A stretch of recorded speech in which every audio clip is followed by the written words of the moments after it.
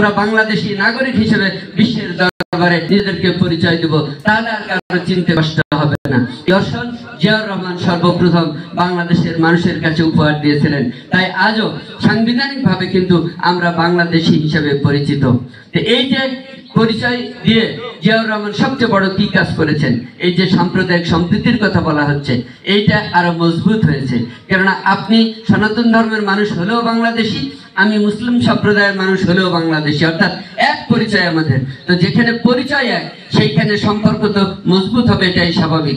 এই কারণেই কিন্তু এই সাম্প্রদায়িক সম্প্রীতিটা বৃদ্ধি পেয়েছে বাংলাদেশে, যেটা পৃথিবীর অন্য কোনো দেশে নাই।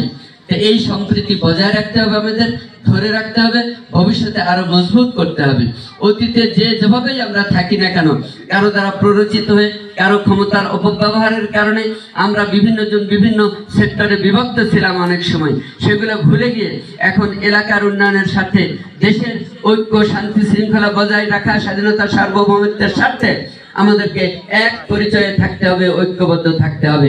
এই বাংলাদেশ জাতীয়তাবাদী দল সেই বাংলাদেশি জাতীয়তাবাদকে ধারণ করে সেই রাজনীতি নিয়ে এই দীর্ঘদিন ধরে পথ চলছে। সুতরাং এই পতাকা তলে যদি আপনারা সবাই ঐক্যবদ্ধ থাকতে পারেন, তাহলে আপনারা নিজেরা নিরাপদ থাকবেন, দেশ জাতি সবাই নিরাপদে থাকবে, আমাদের উন্নয়ন হবে, কাজ হবে, এতে কোনো সন্দেহ নাই। আমি আপনাদেরকে উদাত্ত আহ্বান রাখবো, আগামী ফেব্রুয়ারিতে জাতীয় নির্বাচন হতে যাচ্ছে।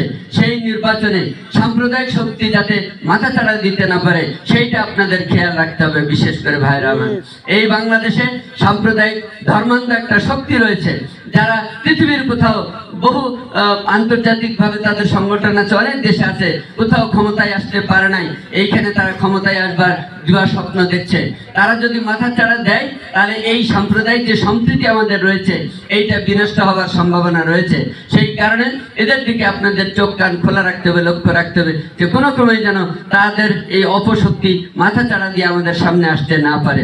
আজকে আপনার পূজা অর্চনার মধ্য দিয়ে আপনাদের বিশ্বাস থেকে, আপনাদের দেবীর মাধ্যমে অসুরকে বিনাশ করা, অর্থাৎ অশুভ শক্তিকে ধ্বংস করবার যে শপথ আপনারা নিচ্ছেন, সেই শপথটা মনে মনে আরো সুদৃঢ় করবেন।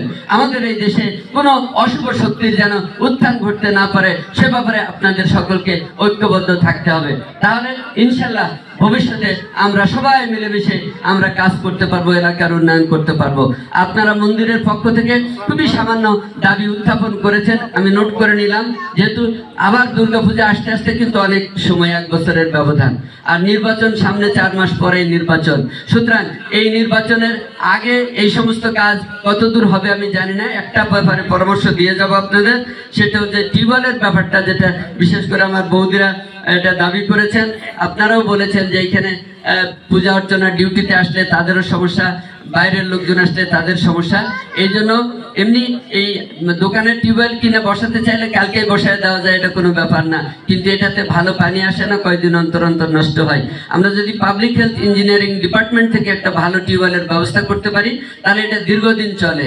এই গত অর্থ বছরেও আমি 3-4টে জায়গায় এটা দেওয়ার ব্যবস্থা করেছিলাম ইউনো সাহেবকে বলে। তো সুতরাং এখনই আপনারা এই মন্দির কর্তৃপক্ষের পক্ষ থেকে একটা পাবলিক হেলথ ইঞ্জিনিয়ারিং অর্থাৎ জনস্বাস্থ্য প্রকৌশল দপ্তর রয়েছে আমাদের উপজেলায়, সেইখানে উপসহকারী প্রকৌশলী রয়েছেন, তার বরাবর একটা আবেদন লিখবেন, এইখানে একটা এই নলকূপ স্থাপনের জন্য আবেদন লিখবেন। সেই আবেদন নিয়ে আমার কাছে আসলে আমি সুপারিশ করে লিখে চিঠি দিয়ে দিব, যে ওই অফিসে জমা দিবেন, তার আগে একটা ফটোকপি করে আমার কাছে দিবেন, আর মূল কপিটা ওই অফিসে জমা দিবেন। তারপরে বাদ বাকি দায়িত্ব আমার। এটা যখনই বরাদ্দ আসবে, প্রথম প্রায়োরিটিতে যেন আপনাদের এইখানে সেই টিউবওয়েল বসে, এই ব্যবস্থা আমি করে দেবো ইনশাআল্লাহ। আর বিদ্যুতের যে অবস্থা আপনারা এখানে বলেছেন, বিদ্যুতের দুরবস্থা সারা বাংলাদেশে, আমাদের উপজেলাও তার ব্যতিক্রম নয়।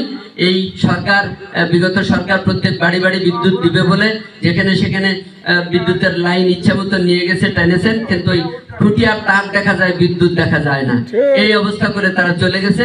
এই জন্য এটা সারতে সময় লাগবে, কারণ এটা উৎপাদনের উপর নির্ভর করে।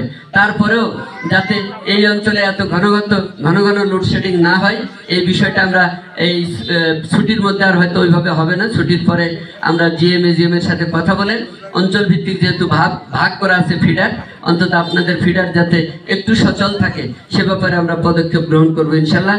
এটুকু আশ্বস্ত করে ভবিষ্যতে নির্বাচনের পরে আপনারা আটচালা বা এগুলা বিষয়ে বড় দাবির বিষয়ে যোগাযোগ রাখবেন। এই পরামর্শ দিয়ে সকলের মঙ্গল কল্যাণ কামনা করে আবারও আপনাদের সকলকে বিজয়া দশমী। হ্যাঁ, পাবলিক টয়লেট, ওই টয়লেট এমনি যদি রিংস লাভ দিয়ে করতে চান তাহলে আমরা ব্যক্তিগতভাবে করতে পারি, কিন্তু ওইভাবে করলে ভালো হবে না, টেকসই হবে না। আপনারা